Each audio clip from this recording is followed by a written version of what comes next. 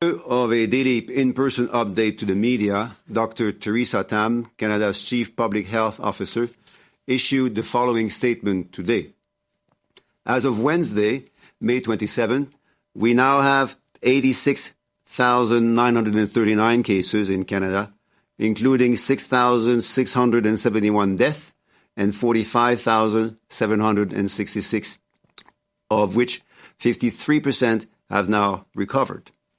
Labs across Canada have tested over 1.5 million people for COVID-19 up to date, with about 5% of these testing positive overall. Over the past week, we have been testing an average of 22,300 people daily. Bonjour tout le monde. Au lieu de faire sa mise à jour quotidienne aux médias en personne, la docteure Theresa Tam, la ministre en chef de la Santé publique du Canada, a émis aujourd'hui la déclaration suivante. Ce mercredi 27 mai, nous comptons 86 939 cas confirmés, dont 6 671 décès et 45 766 personnes rétablies, soit un total de 53%. À ce jour, les laboratoires à l'échelle du Canada ont analysé les tests de dépistage pour la COVID-19 de plus de 1,5 million personnes et environ 5% de ces tests effectués se sont révélés positifs. Au cours de la dernière semaine, nous avons testé en moyenne 22 300 personnes par jour. Dr. Tam would also like to remind people to exercise caution when dealing with extreme heat this summer. It can affect how the body regulates its core temperature and can result in heat illnesses. Yesterday, the Canadian Armed Forces report on long-term care homes in Ontario was made public. It was a deeply disturbing and heart-wrenching report. And I think that all Canadians share the Prime Minister's view that things must change. Our seniors deserve better. And as a society, we can and we should and we must do better. Aujourd'hui, le gouvernement du Québec a rendu public le rapport des Forces armées canadiennes sur la situation dans les 25 CHSLD où ces forces ont été déployées. Pour l'essentiel, ce rapport confirme ce que l'on savait déjà. Je crois que tous les Canadiens et certainement tous les Québécois réalisent que nous devons avoir une sérieuse conversation sur le traitement de nos aînés en tant que société. Avec un peu de chance, nous atteindrons tous l'âge d'or. Et si nous avons maintenant le droit de mourir dans la dignité, nous avons tous le droit de vivre dans la dignité. Je suis maintenant très heureux de répondre à vos questions. Merci, Monsieur le Ministre. Thank you, Minister. So today we're going to start in the room to let people time to queue up. So Ian, Julie, Mike, who goes first? Julie? Oh, okay. Monsieur Duclos, we after hearing the information about the reports both yesterday and today, there's a lot of suggestions out there, but the Prime Minister keeps talking about respecting provincial jurisdiction. Is putting long-term care under the Canada Health Act, is that completely off the table? Well, Julie, as you said, these are very, very difficult reports to read through. I did also read through the Ontario report yesterday and the Quebec report this morning. This is very difficult to not only to take note of, but certainly to accept in Canada, a developed economy, a developed society, where we absolutely need to take better care of our seniors. And that's why, as the Prime Minister repeatedly said this morning, we need to have a very serious and collaborative discussion on how we look after our seniors in the weeks, the months, and the years to come. He also said that this conversation opens up all options, as we must and as we should do, and therefore we will have to work together and speak respectfully of each other's jurisdictions, but also work respectfully with each other to make sure that our seniors get better care. Okay, so that doesn't sound like it is off the table. So, second question. As you know, Revera is the second largest private chain in the country, which is under the Crown Corporation that reports to you. The federal cabinet also appoints an auditor to Revera, a financial auditor. And I'm wondering, because of all the problems that exist in long-term care homes, including those ones, are you considering appointing a health auditor who would make sure that quality of care was underway? Well, your question is extremely relevant given the reports we've received yesterday and today, which remind us again of the importance to acknowledge the very difficult circumstances in which too many of our seniors have been going through in the last few weeks. But that also speaks to the difficult circumstances in which many of them were finding themselves prior to the crisis. Those circumstances perhaps were slightly less serious because of the absence of COVID-19, and they might have been less visible because, unfortunately, the lives of these seniors are often hidden from the media and public view. And therefore, that calls upon the government, as I said just a few moments ago, to look at all options. Regarding Revera and the Public Sector Pension Investment Board, PSP, as we call it, is an independent organization. It's an arm's-length organization with two layers of independence. First layer is at the appointment committee, the nomination committee for the members of the board. That committee is separate from the government, and it makes recommendations that are independent of the government's views. And then the board members actually nominated, of course, are also independent. There are so two different layers of independence to protect the independence and the integrity of PSP. But as with all institutions, we expect PSP, as well as other organizations, to be mindful of the situation that we're now learning more about and to do what is right for themselves and for Canadians. And regarding the appointments of auditors, this is also an issue in which we will want to think carefully about. Again, respecting the integrity and the independence of that institution. Thank you, Minister. Ian? Ian Wood, CTV News. Minister, the PM this morning just reiterated that lots of money has already been given to provinces and territories to deal with the coronavirus pandemic. I'm just wondering, of that, I think, $1 billion, how much of it was earmarked for care homes? And considering this was done before the military raised the flag of issues in care homes, is more on the way? Well, that's important to remind Canadians that indeed, from the very start of the crisis, the federal government did send a $500 million extra transfer to provinces and territories in the anticipation that there would be a need for greater resources invested in the broader health sector, including public health, but also including healthcare, and that includes the healthcare provided by long-term care centers. As we also know, the federal government has been providing, and that's absolutely necessary, support for personal protective equipment, for provision of treatment. We're working collaboratively on the development of vaccines. So there will be more to do. But as I said, from the very start, we did invest significantly in the crisis. How exactly those dollars were spent by provinces, of course, depend on the priorities of provinces, and that depends, of course, on the local circumstances of each province and territory. Right, but just to clarify, the money was for the health sector and dealing with the pandemic, not specifically care homes. So is more on the way, essentially. That's what I'm asking. My second question, though, is a few weeks ago we sat here and we heard about the government's plan for helping seniors who are struggling financially. Some people have said that they're not receiving those benefits yet. Do we have a date on a rollout? Has this already started? Are there any issues with getting this additional money to seniors? No, there is no additional issue. We want to make sure that these benefits come quickly.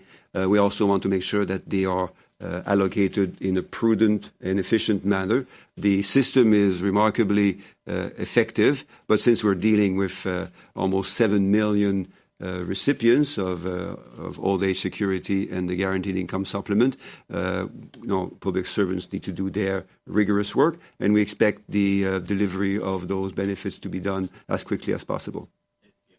So one question, one follow-up, Ian. Okay. Thank you. Mike? Hello, Minister. I'm just trying to figure out who is actually responsible for these long-term care homes. We have auditors from the government. We have provincial people. We have local jurisdictions. There's everyone there. Who is responsible ultimately? If we were to go, we need this fixed. Who do we talk to? Well, I think most Canadians, and including yourself, Mike, know that it's under provincial jurisdiction. What most Canadians that I know of also believe is that this is a joint responsibility at the end, that wherever the support comes from is less important than the importance of that support. And that's why Canadians expect, as Prime Minister repeated this morning, expect the federal government to be supportive of that provincial jurisdiction. It's true in all contexts, but it has become extremely clear to Canadians in the current context. What is happening to our seniors is unacceptable, and therefore the federal government's responsibility is to be there to support provinces and territories. And this situation is probably not a new thing that just happened because of COVID. So it's probably been happening before this in some situations. Was there any indicators before these reports came out that these problems were happening in the long-term care homes? Well, I'll perhaps provide a personal view, which may be too personal, view on that, given my role as a member of Parliament. So during the last election, I did have the opportunity of visiting long-term care centres in my riding. What I saw was very good, meaning a lot of dedicated staff, people working under difficult circumstances, typically with a modest wage, very committed physically and mentally to their work. But what I did notice is that there was a lot of work to be done. Not only the physical work, but the psychological, the human presence, which was very demanding for the staff that I had the privilege of meeting during that election campaign. So it's not difficult for me to imagine how difficult that work must be now. It must have been now in the last few weeks, given the context that I saw in September. So although it was there, there was a feeling that there could be more time and resources allocated to look after our seniors. I think now it's clearly the case that we need to do more. Thank you, Minister. So we're now going to go to the phone. One question, one follow-up. Operator, over to you. Thank you. If you have a question, please press star 1 on your telephone keypad. Si vous avez une question, appuyez sur étoile 1. La première question est de Marie Vastel du Devoir. La parole est à vous. Oui, bonjour, Monsieur Duclos. J'aimerais revenir sur vos encouragements à ce que les employeurs se prévalent de la subvention salariale pour que les gens délaissent un peu la PCU pour passer à la subvention salariale. Est-ce que le gouvernement compte prolonger la PCU ou est-ce qu'elle va prendre fin à la date qui était prévue au départ? Mais vous avez raison de soulever le lien extraordinairement important entre la prestation canadienne d'urgence et la subvention salariale d'urgence. On savait au début de la crise sanitaire et rapidement de la crise économique que beaucoup de gens perdaient leur emploi et donc leurs revenus et que les entreprises avaient de la difficulté à les garder sur la liste de paye. Donc on comprenait et on s'attendait à ce que beaucoup de ces travailleurs doivent demander la prestation canadienne d'urgence. Mais maintenant que les processus de déconfinement de l'économie vont de l'avant, là on sent, au Québec en particulier, on sent que beaucoup d'entreprises ont envie de retourner à un régime plus normal et on s'attend donc à ce que la subvention salariale remplace assez rapidement, dans certains cas, la prestation canadienne d'urgence. Dans les deux cas, on sait que le lien d'emploi est maintenu, mais ce qui est important avec la subvention salariale, c'est que le salaire aussi peut être maintenu. Et comme le salaire est maintenu, bien, la participation et la contribution des employés au retour à la normale d'entreprise, bien, cette participation est plus solide. Et au sujet de l'extension possible de la prestation canadienne d'urgence, évidemment, ce sont des questions dont on discute activement au sein du gouvernement et on aura éventuellement des choses plus précises à dire au cours des prochaines semaines. Marie, en suivi?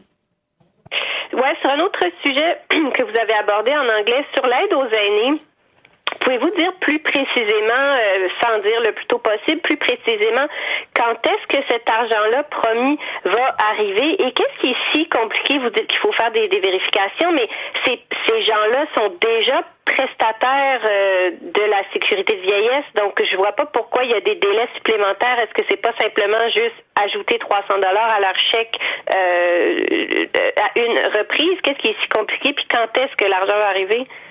Bon, et j'aimerais vous dire exactement quand, puis on aurait tous hâte de savoir exactement quand. Ce que l'on sait des fonctionnaires, c'est qu'il y a des étapes importantes à suivre pour s'assurer que les montants soient versés correctement au bon nombre de personnes.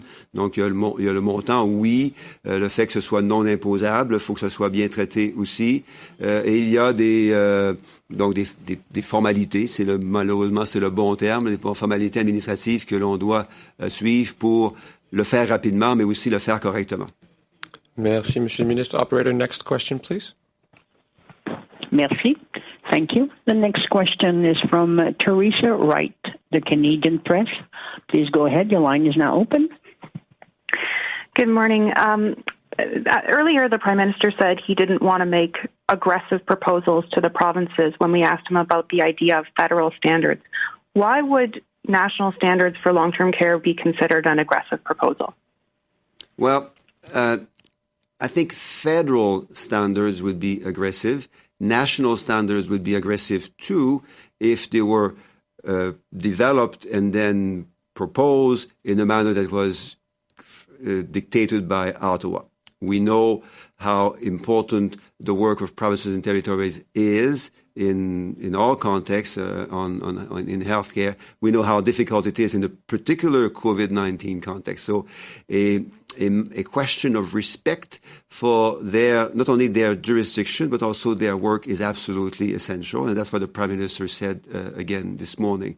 So we know that the federal support and federal guidelines or federal support to guidelines, that's good when it is developed in collaboration and in full support of the work of provinces and territories. Otherwise, we would engage into jurisdictional fights, and that would be completely counterproductive. We want that to be done for the benefit of seniors, and that's why it must be done in a very respectful manner. Follow up. Yes, thank you. I hear what you're saying, and yourself and the Prime Minister and others keep talking about these jurisdictional issues, but we're talking about really serious abuses against seniors, our parents, our grandparents. What do you say to Canadians who are watching this unfold who might just see this as politicians pointing fingers at one another and saying, it's not my job? Well, that's exactly what we want to avoid. We want politicians to point fingers at each other. We saw yesterday how Premier Ford and the Prime Minister demonstrated a very good sign of collaboration, respect for each other, but most importantly, aligned, as you also said, to the needs of seniors, to the fact that we need to look after them better. So I thought, and I believe that is shared by a number of other people. I thought that yesterday's demonstration of respect and collaboration at the same time by Premier Ford and the Prime Minister Trudeau was something of significantly supportive of hope for the future and hope of doing better for our seniors. Thank you, Minister. Operator, next question, please. Thank you. Merci. La prochaine question est de Louis Blouin de Radio-Canada. La parole est à vous. Bonjour, Monsieur Duclos. Écoutez, j'adresse ma question peut-être davantage à l'économiste qu'au président du Conseil du Trésor, mais bon, les deux se recoupent. C'est sur la prestation canadienne d'urgence. J'avais répondu à ma collègue tout à l'heure. Ma question est la suivante. Est-ce que c'est un programme qui peut se terminer du jour au lendemain, la PCU? C'est-à-dire qu'on fixe une date, à partir de ce moment-là, les versements se terminent, ou faut-il favoriser une approche où il y aurait une fin progressive de la PCU à vos yeux? Bien, merci Louis, puis effectivement merci de reconnaître là qu'il y a un angle économique à mon travail depuis déjà quelques mois et quelques années. Et sur l'enjeu de la prestation canadienne d'urgence, on a déjà signalé que la prestation canadienne d'urgence porte le nom d'urgence parce que au début de la crise, on ne pouvait pas dépendre du système d'assurance-emploi pour aider les millions de Canadiens qui perdaient leur emploi et leurs revenus. On aurait eu besoin de probablement autour de 2 ans pour verser aux Canadiens des prestations d'assurance-emploi, même en se limitant à ceux et à celles qui auraient eu droit à ces prestations d'assurance-emploi. Donc, il fallait mettre en place quelque chose d'urgent, de rapide et efficace, et ça s'est appelé la prestation canadienne d'urgence. Mais on a aussi annoncé dès le départ que cette prestation canadienne d'urgence allait mener vers autre chose, et cette autre chose, il n'est pas encore connu. Mais il y aurait évidemment autre chose qui va, comme on l'a toujours annoncé, qui va non seulement être en appui aux revenus des familles, mais aussi en appui au retour au travail des travailleurs, parce qu'on a tous conscience, évidemment, que pour que la reprise économique se fasse correctement, bien, il va aussi avoir besoin d'une évolution correcte de la PCU vers autre chose. Louis, ensuite. Donc, juste pour préciser ça, faut-il comprendre qu'on pourrait se retrouver avec une espèce de PCU hybride progressive pour inciter le retour au travail? Et d'autre part, j'aimerais savoir où vous en êtes sur le plan de relance économique. Quelles priorités vous vous êtes fixées? Puis quand les Canadiens peuvent-ils s'attendre à voir peut-être les premières ébauches peut-être de ce plan de relance économique pour le Canada? Est-ce que ce serait davantage l'automne prochain? Ce serait quoi un peu l'échéance là-dessus? Ben, la réponse est en deux éléments, en 2 temps. Le premier élément, c'est que nous sommes encore dans ce que j'appelle la deuxième phase, ce qu'on appelle la deuxième phase de la crise économique de la COVID-19. La première phase tournait beaucoup autour de ce que j'ai appelé aussi l'atterrissage de l'avion, le pris en pleine tempête, pour sécuriser nos travailleurs, nos familles et l'avion économique du pays. La deuxième phase, c'est d'entourer cet avion économique des mesures de protection nécessaires. Et ça porte donc sur les prêts d'urgence, à la fois pour les petites entreprises, mais aussi pour les plus grands employeurs. Ça porte, comme on le disait plutôt, sur la subvention salariale qui déjà a un rôle important pour sortir, pour amener nos entreprises à se relancer. Mais il y aura une troisième phase, et le moment auquel cette troisième phase, et non seulement le moment, mais les modalités auxquelles cette troisième phase va se produire et de quelle façon elle va se produire, ça va dépendre beaucoup des conditions sanitaires qui sont de plus en plus positives, mais on doit se méfier de la COVID-19. Il faut vraiment s'assurer que les règles des experts de la santé publique continuent à être suivies et que l'aménagement du travail et de la relance économique permettent de réduire les risques d'avoir une deuxième vague d'infection qui serait vraiment très néfaste pour les entreprises. Donc, on n'est pas encore rendu à la troisième phase. Et cette troisième phase, évidemment, va se faire en collaboration avec les provinces, les territoires et les municipalités. En anglais, s'il vous plaît, Monsieur le Ministre. So we are still at what we call the second phase of the COVID-19 economic crisis. The first phase when we landed the plane, the social and economic plane of our country, making sure that workers and families would land safely in the middle of a big storm, a big health storm, and then the second phase is to protect the plane and the passengers, the workers and the families, and we're doing that through the Canada Emergency Response Benefit, through the emergency loans, both to small businesses and large employers, and of course through the Canada Emergency Wage Subsidy, which is already preparing a large number of businesses in Canada, preparing them for relaunching the economy. But we're not there yet for the final stage, which would be a full relaunch of the economy that needs to wait a little for health indicators to be both stable and more predictable. That requires a lot of self-discipline on the part of Canadians, so that we don't run the risk of entering into another peak of COVID-19. And that, as this third stage is prepared, we obviously need and want to work with provinces, territories, and municipalities. Thank you, Minister. Operator, one last question, please. Thank you. Merci. La prochaine question, Louis-Samuel Perron de La Presse. La parole est à vous. Oui, bonjour, Monsieur Duclos. D'abord, j'aimerais vous entendre en français sur votre réaction à la lecture du rapport du Québec. Ensuite, j'aimerais savoir si vous étudiez la possibilité de déclencher une enquête ou une commission d'enquête nationale sur cette question. Merci beaucoup. Bien, j'ai effectivement pu lire le rapport du Québec. Dans le rapport du Québec, ceux qui l'ont lu vont constater en gros 3 choses. La première chose qui est peut-être la plus importante, c'est la collaboration remarquable qu'il y a eu entre les membres des Forces armées canadiennes et le personnel déjà sur place, et j'inclus ici aussi les gestionnaires. Il y a dans ce rapport beaucoup de respect dans le contexte de cette collaboration extraordinairement difficile dans les circonstances qu'on connaît, entre ces membres des Forces armées canadiennes, des jeunes et des moins jeunes qui arrivent avec une grande éthique de travail et un souci d'aider, et le personnel déjà sur place. La deuxième chose que l'on remarque, c'est une série de défis. Je parle de défis en termes de gestion des équipements personnels, de protection individuelle, de défis de déplacement d'une zone à une autre, et de défis de gestion du personnel. Mais ce sont des défis que l'on connaissait déjà, certainement au Québec, et des défis sur lesquels travaillait et travaille évidemment encore beaucoup le gouvernement du Québec. Donc les Forces armées canadiennes, toujours dans un souci de respect et de collaboration, étalent assez clairement ces 3 défis de gestion, équipement de protection personnelle et de déplacement d'une zone à une autre dans les CHSLD, en mentionnant entre autres que les CHSLD,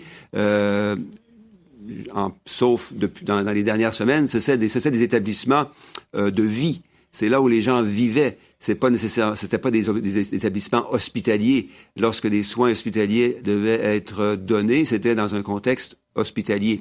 Donc, le milieu de vie des CHSLD a été radicalement transformé.